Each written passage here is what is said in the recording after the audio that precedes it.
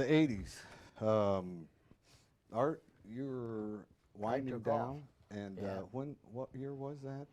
Well, 81 after or 2? the fire, The fire yeah. was 78. yeah, and after we got it all settled, we had invested the retirement money in the fire and in the equipment because it had cash and we didn't, so we replaced equipment we bought,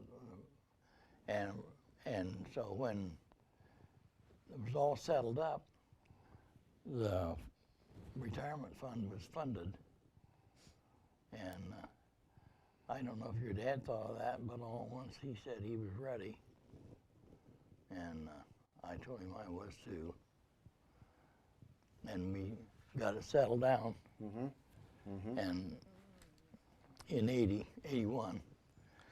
What was the biggest change between the 50s and the 80s? What would you say that was the biggest change from when you started into the 80s? I mean, you know, the 30 plus years. What would you say?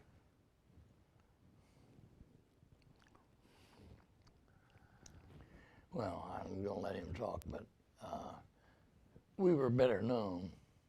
Our business had spread. We're doing pretty good. And we're still just coming out of the Depression. And well, we, if I remember correctly, the business picked up then. Business picked up, and we were doing pretty good then, and getting back on our feet. And that's the thing I remember. What was the best advice on the business you received? What was it? Who and from whom? Who would you? You remember anybody giving you? Floyd Shore was pretty good. He was Yeah. our CPA. Yeah. And he'd meet with us pretty often. Floyd would. He gave us some good advice.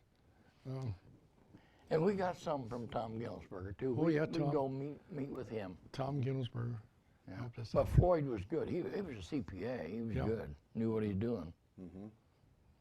Yeah. What would you tell somebody today if they wanted to start a tire shop? What kind of advice would you give them? I mean, you know, what would you tell them? You know, after starting back there in 1953, what would you tell somebody? You know, almost 60 years later, what would you tell them? You better go get some money and buy one someplace. Of Yeah. Yeah. course, there are 2 or 3 startups around town. Yeah. But they're not doing no volume at all. They're doing the work themselves and fixing it. It worked for us, but Yeah. What's one of the most important rules of business that you would share? You know, what would you say about that? Well, we practice honesty is the best policy. We were honest with people, and they trusted us because you never had to worry about going back and said, well, what did I say? You remember what you said because honesty was the best policy. We practiced that from the very beginning, and it paid off big dividends. yeah, it did. And the first retread that went bad, that came back, the guy wanted another tire. Well, we didn't have a lot of tires and a lot of money. So I said, what are we going to do? We're going to give him another tire?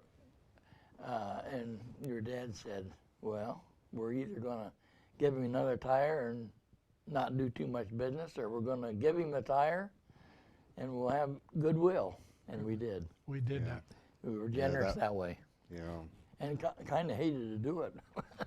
Who was one of the biggest influence on either of you? I mean, you know, do you have a certain person that influenced you? You know, a relative or business associate?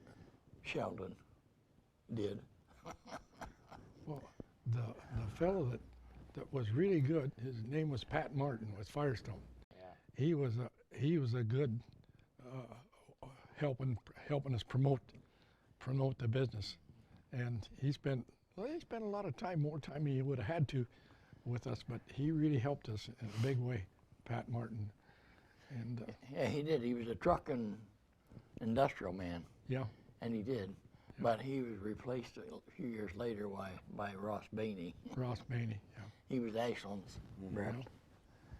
And And he had a lot of good deals, didn't he? yeah, Ross Maney got us quite a bit of money too. Well, didn't they build a building for us? Yes. The building where Village is now. They, And you know, Ashland built that for you? yeah. Yeah. $12,000. Yep. And you know what, Sheldon, we should have had him put a bathroom in it too. Yeah. But I wasn't thinking, I guess.